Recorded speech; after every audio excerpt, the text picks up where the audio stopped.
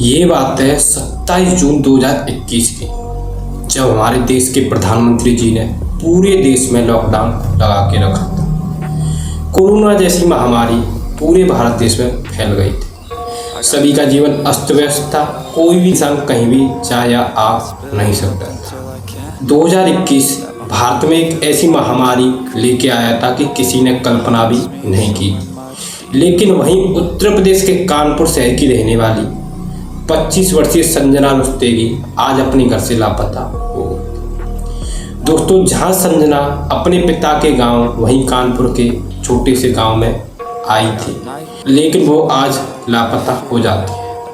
पूरे परिवार का रो रो कर बुरा हाल हो चुका था, लेकिन लॉकडाउन की वजह से कोई भी संजना को ढूंढने के लिए भी नहीं जा सकता। जब ये बात अपने नज़दीकी पुलिस स्टेशन में जाकर संजना के परिवार वाले बताते हैं, तब पुलिस के द्वारा उनकी एफआईआर दर्ज कर ली जाती है।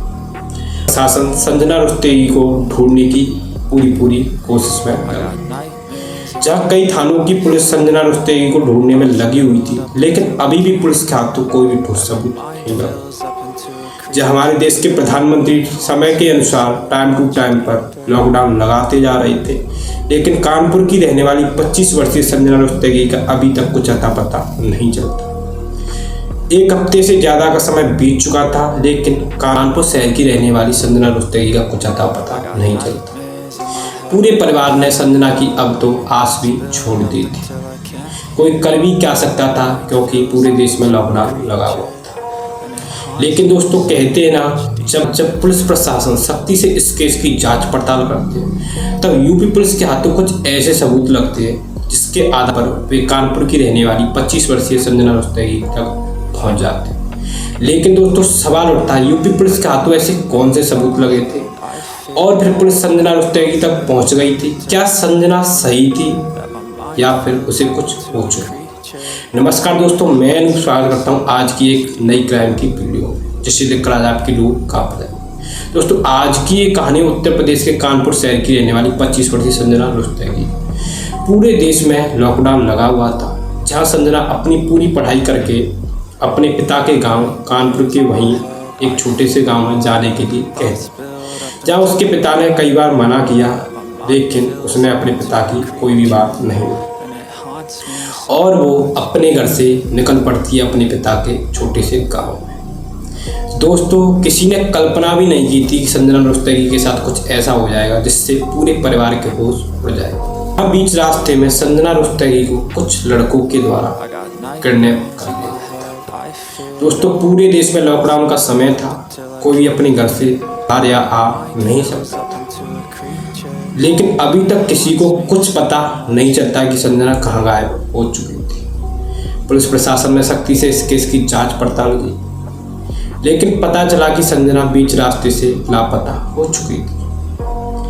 कई थानों की पुलिस संजना को ढूंढने में लगी हुई थी और सबूतों को एक दूसरे से जोड़कर जब पुलिस संजना रुस्तगी तक पहुंचती है, तब दोस्तों बहुत देर हो चुकी है।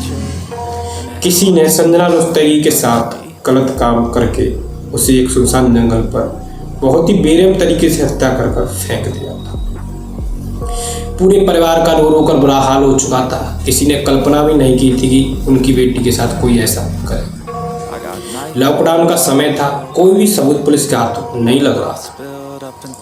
यूपी पुलिस भी सख्ती से इस केस की जांच पड़ताल करने में लगी हुई है, लेकिन कहते ना, इंसान कितने भी साथ तरीके से जुर्म क्यों ना कर ले, एक ना एक दिन पुलिस उस तक पहुंच ही जाती है। और पुलिस के हाथों कुछ ऐसे सबूत लगते हैं जिसे देखकर पुलिस के भी होश उड़ जाते हैं, जहाँ संजना के परिवार वालों के भी होश उड़ जाते हैं।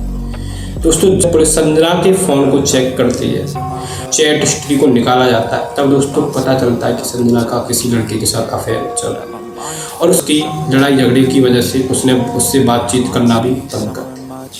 दोस्तों, उस लड़के का नाम था 21 वर्षीय वहीं कानपुर का रहने वाला अनुज गुप्ता।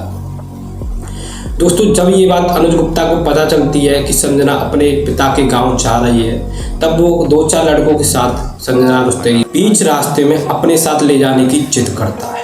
जब संजना उससे मना करती है और उसकी पुलिस में कंप्लेन करने के लिए कहती है, तब अनिल गुप्ता गुस्से में आकर अपने दोस्तों के साथ संजना रुस्तगी को किडनैप कर लेता है। दोस्तों आज की ये कहानी सच्ची घटना पर आधारित है जिसे मैं काल्पनिक बनाने की कोशिश कर रहा हूँ। दोस्तों जब संजना वहाँ से भागने की कोशिश करती है और अनिल की पुलिस में कंप्लेंट करने की धमकी देती है, तब अनिल अपने दोस्तों के साथ संजना रुस्तगी के साथ दुष्कर्म करता है और पुलिस केस से बचने के लिए उसकी डेड बॉडी को एक सुनसान जंगल में छिपा देती है। लेकिन जब पुलिस सख्ती से इस केस की जांच पड़ताल करती है, तब पुलिस सबूतों के आधार पर अनिल गुप्ता और उसके दोस्तों को गिरफ्तार कर लेती है और कानून के द्वारा सबूतों के आधार पर संजना रुस्तगी के साथ गलत काम करने तथा उसकी हत्या करने के जुर्म में उम्र कैद कारावास की सजा सुना दी। दोस्तों आज इस घटना को करीब 5 साल बीत चुके हैं, जहाँ दोस्तों संजना रुस्तगी को तो न्याय मिल जाता है, लेकिन ना जाने हर साल हमारे इस देश में कितनी लड़कियां अनिल गुप्ता के लड़कों की हैवानियत का शिकार बन जाती हैं। तो अगर संजना रुस्तगी अपने परिवार वालों को पहले से कुछ बातें बता देती अनिल गुप्ता के बारे में, तो शायद वो आज हमारे बीच में जिंदा थी। अनिल गुप्ता और उसके दोस्तों ने जो भी किया था वो एक अपराध था, सजा कानून के द्वारा मिल चुकी। इसी के साथ दोस्तों मैं अनुभव विदा लेता हूँ। जल्द मुलाकात होगी जरूर की एक और ऐसी नई दस्तक में। तब तक के लिए सावधान रहें, सतर्क रहें और याद रखें सबक एक को सीखम सबको। जय हिंद दोस्तों।